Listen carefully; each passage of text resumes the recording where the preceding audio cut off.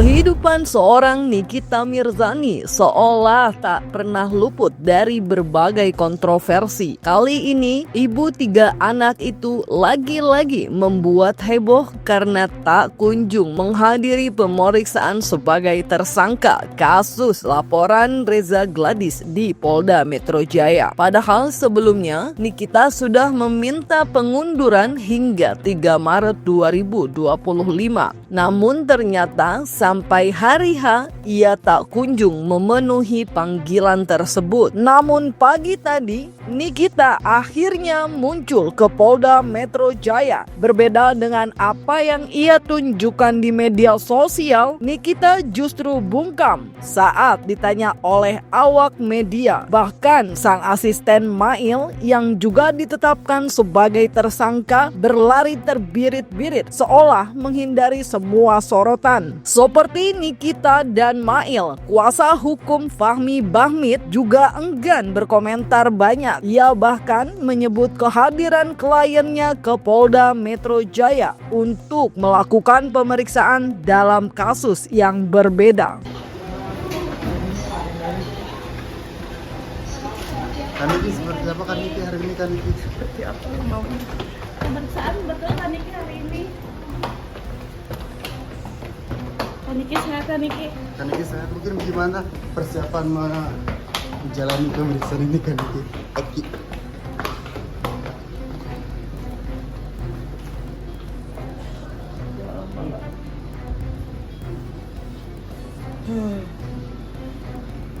Kaniki, mungkin bisa gimana menguras energinya Kaniki dalam kasus ini Kaniki?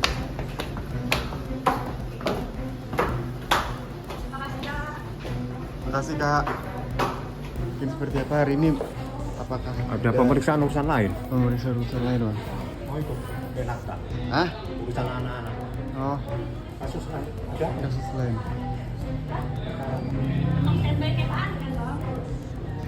Mayo, gimana pemeriksaan hari ini ya? Mayo.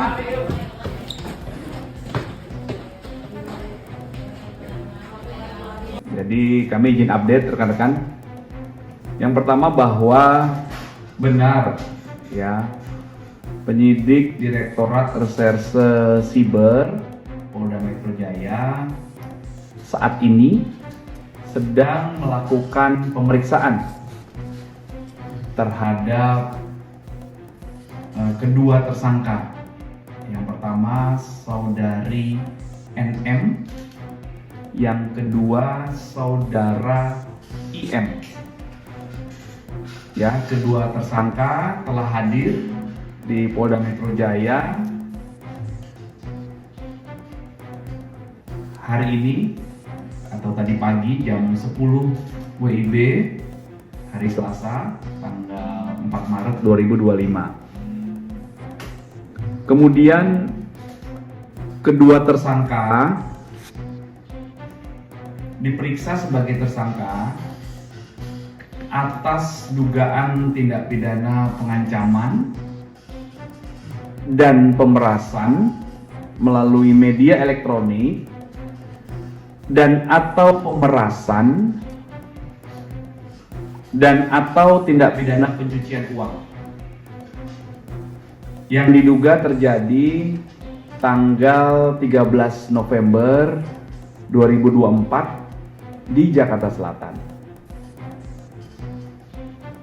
Ya, jadi saat ini proses pemeriksaan masih berlangsung rekan-rekan oleh rekan-rekan kami dari penyidik Direktorat Reserse Siber Polda Metro Jaya. Ya, nanti kami izin update lagi setelah pemeriksaan dilakukan. Ya, jadi mohon waktu rekan-rekan. Ya, yang jelas komitmen Polda Metro Jaya untuk setiap laporan yang masuk ke kami, ke Polda Metro Jaya, dari tingkat Polsek sampai dengan Polda, ya ada Polsek, ada Polres, ada Polda. Setiap laporan atas dugaan peristiwa pidana yang dilaporkan masyarakat itu pasti akan kami proses melalui tahapan-tahapan sesuai dengan SOP, sesuai dengan prosedur, secara proporsional proporsional dan juga profesional ya. Tahapannya ada dari mulai pendalaman, penyelidikan hingga penyidikan dan seterusnya ya.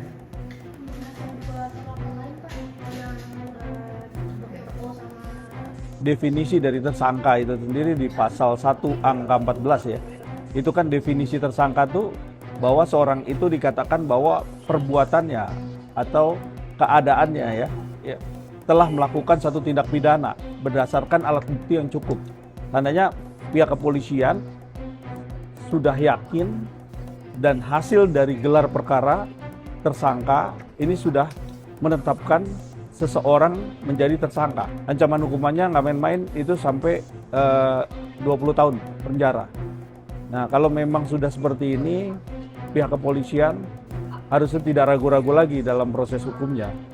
Harus menetapkan seorang tersangka dan untuk tidak menghilangkan barang bukti, tidak melarikan diri, itu dilakukan penahanan, biasanya seperti itu. Ya kalau saya melihatnya seperti ini, kalau namanya adanya satu penetapan seseorang dijadikan tersangka berdasarkan pasal berlapis, tentunya pihak kepolisian itu memberikan satu panggilan dari panggilan pertama ke panggilan kedua, itu tidak ragu-ragu lagi. Di panggilan ketiga itu biasanya harus dilakukan penahanan, biasanya seperti itu ya. Ini dengan ancaman hukuman yang seberat ini gitu ya. Lewat siaran langsung di Instagramnya, Nikita membagikan momen saat dirinya akan pergi syuting ke suatu tempat. Ia bahkan terdengar sibuk mengurus jadwal pekerjaan hingga tanggal 13 Maret 2025 mendatang. Tak ketinggalan, Nikita pun sempat melontarkan sindiran kepada pihak-pihak yang menginginkan dirinya segera ditahan. Tak dipungkiri, tak kunjung datangnya Nikita Mirzani menjalani pemeriksaan polisi sebagai tersangka, apalagi ditahan, membuat sejumlah pihak mempertanyakan keputusan para penegak hukum. Apalagi kasus yang menjeratnya sangat berat dengan ancaman hukuman 20 tahun penjara. Namun alih-alih gentar, Nikita justru tampak santai, bahkan terlihat percaya diri bahwa dirinya tidak akan dijemput paksa. Ia justru bergurau soal memakai baju orange yang jadi ciri khas tahanan polisi. Buru-buru kan Lele. Pasti ada yang nungguin aku Leh.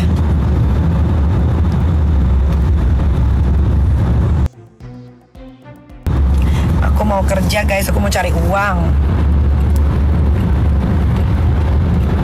buat nambah-nambahin THR lebaran. Buru-buru kan Lele. Pasti gemes ya sama aku Leh. Mau kemana? Aku mau syuting. Aku kan artis. Asik. Aku artis guys, jadi aku harus syuting guys. Kalau aku artis, aku nggak syuting nanti dikata-katain lagi sama kalian. Yuk, nanti lo minta nama telepon orang sana ya yuk. Kayak Komando, lo temenin gue sampai tanggal 13 yuk. Ini syutingnya cuma sampai 13. Kebetulan hari ini aku pakai baju agak sedikit oranye ya. Jadi kalau kalian menunggu aku pakai baju oranye nih, aku udah pakai. Ini sedikit oranye kalau kalian lihat. Hari ini aku syuting 2 episode.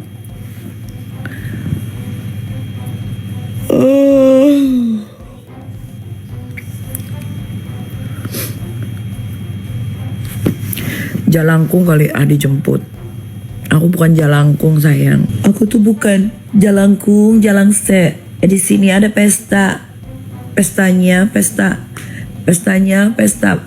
Nikita Mirzani. Pulang tadi jemput, pulang tadi antar gitu. Pulang tadi jemput, apa sih gimana? Mencari Nikita di mana, dijemput dan dibawa ke Polda gitu. Jadi kalau dia nggak datang hari ini, dibikin surat panggilan jemput bawa.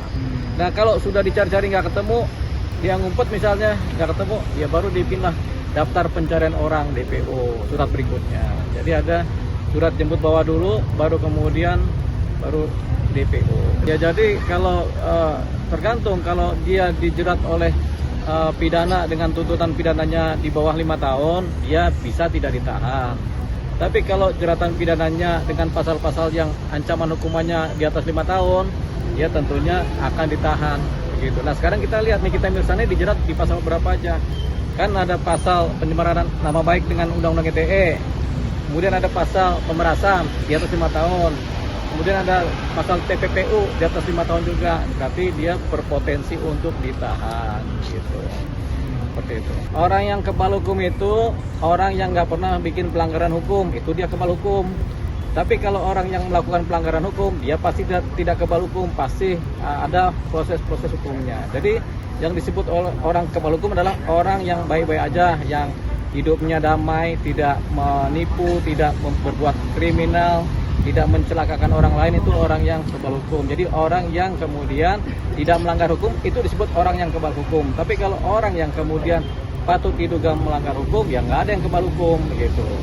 Entah memang percaya diri atau berusaha menutupi sesuatu, namun sikap Nikita yang masih santai di balik statusnya sebagai seorang tersangka menghadirkan pro kontra dari banyak pihak. Sebagai pelapor, Reza Gladys pun sempat mengutarakan harapannya agar proses hukum dapat berjalan tegak lurus. Namun, nyatanya sejak ditetapkan sebagai tersangka 20 Februari 2025, Nikita tak kunjung mendekam di balik jeruji besi. Lantas, benarkah kehadiran Nikita di Polda Metro Jaya hari ini lantaran ia takut akan dijemput paksa oleh polisi? Tuh sampai mosen mangkir, bokir. Kalian tuh jangan emosi sama aku. Kalian kalau terlalu emosi sama aku, kalian tuh nanti capek sendiri. Bener deh, yakin, percaya. Pasti emosi, bawaannya kesel aja gitu. Aduh, ini Nikita Mirzani ini gimana sih gitu. Sebel deh, pasti sebel kan? Sebel nggak? Udah mikir, udah tanggal segini, pasti dia begini. Nggak taunya meleset.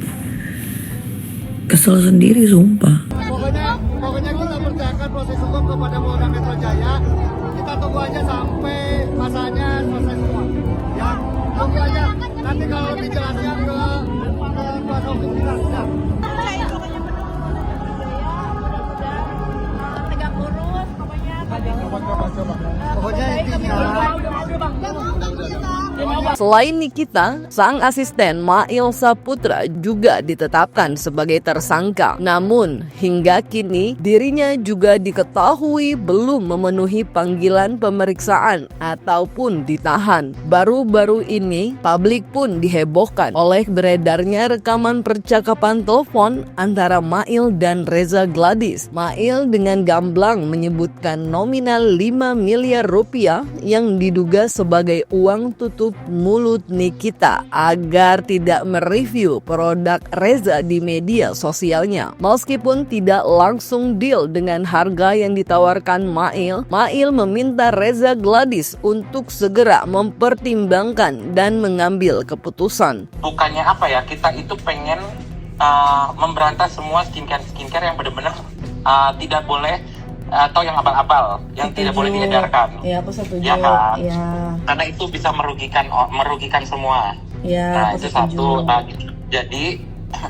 jadi gimana kalau misalnya ini kayak Nikita kemarin, kasus yang lain-lain itu udah pada terungkap, udah pada jadi tersangka loh. Gitu. Jadi Dokter Reza maunya gimana? Mau Nikita tetap speak up atau gimana? Ya jangan lah, Maya, aku pengennya baik-baik. Aku bingung, aku pengennya baik-baik, ya gimana ya, aku pengennya selesai lah Mail. Iya, jadi gini Dok, kalau misalnya emang pengen biar buat Nikita tidak speak up, Ya. sebenarnya kalau misalnya untuk silaturahmi itu tidak, kalau ini ya Dok, kita fair-fairan aja ya Dok. Iya, aku ngerti, tapi aku tuh canggung ininya loh Mail, karena aku orangnya nggak enakan gitu Mail. Oh iya, santai. Main juga sebenarnya ngomongnya juga nggak enakan, tapi tetep lah kan kayak manusia kan kalau misalnya mau ditutup mulutnya pakai apa? Pakai uang gitu aja sebenarnya. Iya. Ya, Gini, udah. jadi kalau misalnya emang Dokter Reza pengen Nikita untuk tidak speak up, bisa aja Dok, tapi nanti tinggal ini aja, kasih aja makanan gitu, istilahnya kan gitu. Soalnya kalau misalnya dia udah speak up terus dok. Aku juga udah dibahas terus makanya. Nah ya kan, semua pada kena dok, ini semua kena, jadi Iya. Ya udah, ya boleh Mail, gimana ininya? Mail aturin aja, aku bingung. ya udah. Kalau Mail sebenarnya kalau nyebut nominal nggak enak ya, takutnya gimana gitu. Tapi kalau misalnya tidak keberatan, Mail menyebutkan nominal, ya udah nggak apa-apa. Maksudnya kalau misalnya Mail nyebut nominal nggak apa-apa nggak? Iya nggak apa-apa Mail. Aduh, saya tidak ini loh, saya jadi tidak apa. Nggak enak sebenarnya ngomongin nominal sih kalau di telepon. Tapi kalau misalnya dokter Oki lagi, dokter Reza, itu namanya dokter semua. Jadi kalau misalnya emang dokter Reza pengen supaya Nikita tidak speak up, Nikita ada di side dokter Reza, dokter Reza udah tinggal kasih dia uang 5M, dah. Iya. Mulut dia tuh mahal dok, gitu. Tapi kan Niki bisa maksudnya aku pengen baikan kan, aku udah dulu nggak pernah berantem sama Mail, sumpah aku sama siapa nggak pernah berantem, nggak pernah ribut, maksudnya aku kaget kenapa kayak gitu, aku malah nggak tahu menau apa-apa gitu Mail. Jadi iya santai ya, jadi nominal yang tadi aku sebutin itu sih sebenarnya kalau misalnya soal mulut dia mahal, agak doer kan, jadi pokoknya apa yang diomongin Nikita pasti netizen itu percaya. Gitu. Jadi kalau misalnya untuk nego nanti kayaknya jangan dulu nego deh. Soalnya nggak sebanding juga dong sama dokter reputasi dokter rusak tuh gimana nanti kalau misalnya dia speak up hancur lebur. Contohnya tuh kayak siapa, dokter Richard tuh, si Suneo udah hancur lebur. Iya. Itu sampai dikelekep dok, itunya stikernya. Kan cabang. Aduh, udah gitu aja sih dok. Coba nanti dokter tolong pikirkan kalau misalnya emang bisa hari ini ketemu saya, kasih uangnya cash gitu. Kalau bisa hari ini. Coba pikirin aja dulu ya dok. Iya. Ya udah, nanti kabar baiknya gimana coba kalau misalnya aku bilang ke Nikita juga kayaknya ini sekarang lah. Aku susah lagi telepon dia, lagi susah. Jadi aku harus nemuin gitu. Karena sini kita mau speak up hari ini juga. Tapi makanya ini kalau misalnya dokter bisa ngasih hari ini, aku bisa tahan sini kita. Aku bilang. Ya aku kan mau discuss dulu deh sama suami aku. Kira-kira menurut. Jadi pada prinsipnya terhadap rekaman yang kami telah berikan kepada penyidik, itu akan kita perdengarkan dan kita perlihatkan nanti dalam persidangan. Itu pertama bang. Nah yang kedua, kalaupun ini seandainya bang ya, kalaupun itu adalah rekaman yang dimaksud beredar dan itu merupakan yang kami berikan, kita bisa ilustrasikan bahwa itu ada tidak unsur pengancaman. Kemudian ada tidak hak dia, mempunyai kedudukan hukum nggak dia sebagai orang yang punya wewenang menyampaikan itu. Nah, saya pikir kalau misalkan ini seandainya bang ya, kita akui itu adalah rekaman yang kami berikan kepada penyidik, ya bang sudah menilai lah. Nah yang kedua soal produknya bang, saya pikir itu tersangka NM dan tersangka IM kalau memang benar menemukan ada satu kesalahan terhadap produk klien kami, jadi ya silakan. Sekarang ini kan kedua mereka ini tersangka nih, supaya ada proses bargaining split dalam hukumnya, laporin aja gitu. Kasusnya tentang apa sih bang? Kan masih ini nih. Pemerasan nggak ada yang meras. Jadi sebenarnya gimana tuh? Nggak tahu. Pokoknya. Tapi katanya udah jadi TSK bener Mail? Apa? Bener udah jadi TSK belum sih? Statusnya gimana? Statusnya? Nggak ada TSK-TSKan. Aku baru dipanggil doang. Dan pemeriksaan berikutnya kapan? Pemeriksaan berikutnya gimana? Pemeriksaan selanjutnya kapan? Transparan melalui Mail ya? Transparan melalui siapa? Melalui Mail bukan? Bukan. Itu siapa bang? Nggak tahu. Pokoknya intinya saya cuma mau bilang dia yang sendiri yang minta-minta, pelapor sendiri yang minta-minta untuk barangnya tidak review, tapi dia sendiri yang bilang diperes. Nggak ngerti. Namun, sampai detik ini yang juga masih menjadi pertanyaan publik, yakni apakah sebenarnya alasan Reza Gladys memberikan uang 4 miliar rupiah kepada Nikita Mirzani. Dalam rekaman percakapan yang beredar, diduga pihak Nikita memiliki produk kecantikan milik Reza yang diduga melanggar. Namun Julianus Sembiring, kuasa hukum Reza, menampik hal tersebut. Ia bahkan menegaskan bahwa kliennya sama sekali tidak takut membuktikan bahwa produk yang dijual tidak melanggar regulasi. Alasan Reza memberikan uang lebih kepada khawatir terhadap perkataan Nikita yang notabene memiliki banyak pengikut. Walaupun salah sekalipun akan sangat merugikan terhadap penjualan. Pada prinsipnya klien kita tidak pernah takut terhadap yang dinamakan produk klien itu ilegal. Tidak pernah takut terhadap itu. Tetapi yang jadi persoalan adalah ketika narasi-narasi fiktif ini disampaikan dalam media sosial, bahwa ini kan berefek sangat terhadap penjualan produk klien kami. Saya tanggapi itu dulu Bang ya, soal produk yang ada jarumnya. Ya. Oke, saya senggol-senggol sedikit materi pokok perkaranya Bang ya. Sedikit saya senggol. Klien kami itu tidak pernah menjual produknya di e-commerce dengan ada jarum-jarumnya. Dia menjual pakai voucher. Lalu kemudian yang membeli itu membawa voucher itu dan mendapat perlakuannya di klinik. Nah, kalau memang ada yang menemukan bahwa dijual di e-commerce pakai jarum-jarum itu, laporkan. Adanya penyerangan secara personal, dikatakan wajah abu-abu, dikatakan flexing hidup dari uang rakyat. Itu kan sebenarnya mana Bang ya? Secara mental dia terganggu, suami dia terganggu, anak-anak dia terganggu. Sebenarnya hanya sebatas untuk meredakan huru hara ini. Kan ada bahasanya seperti ini. Kalau memang benar itu Bang ya rekamannya, ada bahasanya kalau mau silaturahmi seperti itu kan? Oh, berarti untuk silaturahmi. Iya dong, awalnya silaturahmi. Ya, artinya kan pada ini saya senggol sedikit Bang ya. Jadi awalnya kita kan klien kita ini menginginkan silaturahmi, berbicara baik-baik. Apa sih salah saya? Kan seperti itu. Ya. Ini kan budaya timur.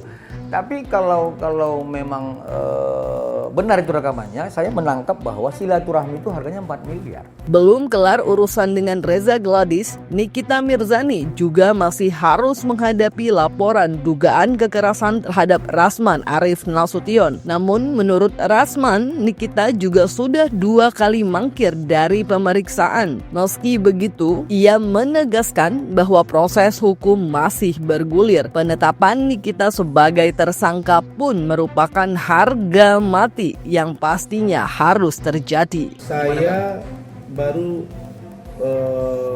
komunikasi dengan Kapolres Metro Jakarta Selatan, Saudara Kombes Pol Ade Rahmat. Beliau saya sudah info, Adinda ini kasus saya. Udah Bang, kita sudah atensi.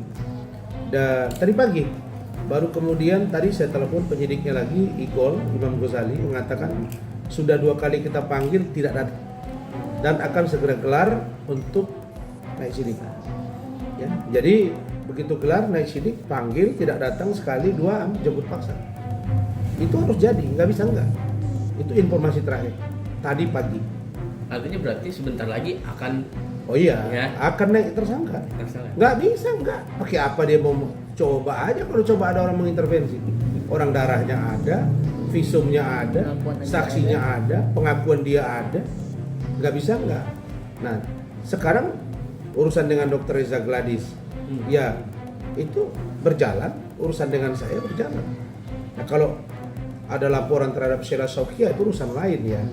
Tapi menurut saya tanggal 3 Maret, karena dia minta ditunda ke 3 Maret, saya yakin dia ditahan. Ya, saya yakin dia ditahan. Dan itu juga akan berjalan. Jadi dia nanti urusan Reza belum selesai, masuk laporan saya lagi, 1 lagi, Pak Umar lagi, ada 4, tambah lagi yang lain saya dengar, terus saya nggak salah ada 7. Jadi saya kasihan juga sebenarnya nengok si NM ini, pacarnya sudah nggak ada, benar nggak? Terus dia bilang dia hamil, nah dia mempersoalkan si Loli hamil, tapi dia hamil nggak jelas siapa laki-lakinya, nggak dipersoalkan.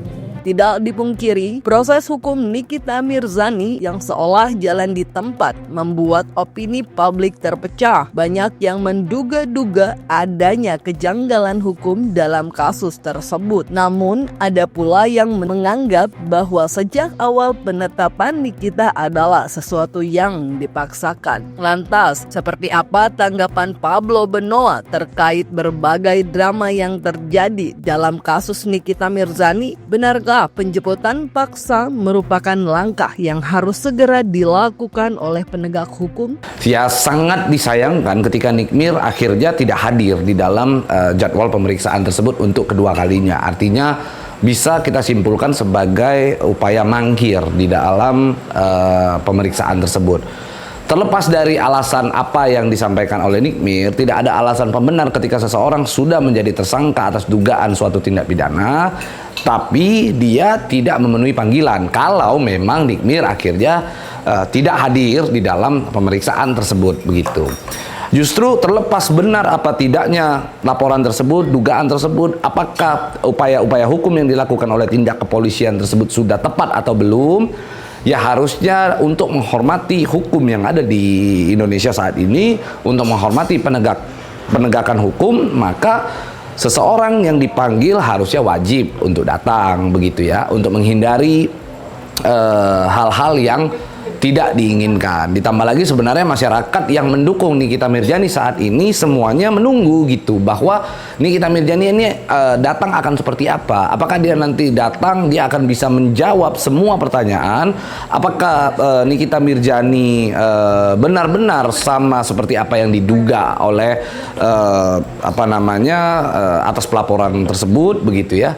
Apakah itu hanyalah sebuah opini atau narasi yang memang dibuat oleh pelapor terhadap Nikita Mirzani? Ini kan harus dijelaskan secara gamblang, begitu ya. Teman-teman wartawan juga sudah banyak yang menunggu di Polda Metro Jaya, yang mana ingin agar Nikita Mirzani hadir untuk memberikan keterangan persnya, begitu. Konsepnya adalah melawan, bukan menghindar, begitu. Di dalam kita seseorang ditetapkan sebagai tersangka, ketika dia diperiksa oleh pihak penyidik, dia boleh membantah segala sesuatu yang diprasangkakan terhadap dirinya. Dia boleh menjawab, dia diberikan hak untuk mengingkari, bahkan dia diberikan hak untuk berbohong di dalam sebuah pemeriksaan. Gua kira harusnya Nikmir hadir gitu, harusnya Nikmir hadir. Gua secara pribadi bukan bermaksud untuk membela Nikmir, tetapi untuk mempertegas bahwa memang betul kalau memang Nikmir menyatakan bahwa penetapan tersangkanya ini adalah sebuah penetapan yang tidak sesuai dengan prosedur, atau mungkin penetapan tersebut terlalu terburu-buru terhadap dirinya karena Nikmir tidak merasa melakukan perbuatan yang dituduhkan tersebut, maka Nikmir harus datang, harus menjawab. Justru akan banyak orang yang kecewa, akan sangat banyak orang yang kecewa, orang-orang yang mendukung Nikmir ketika nanti ujungnya Nikmir malah dijemput paksa oleh pihak kepolisian. Ini yang menjadi pertanyaan banyak orang.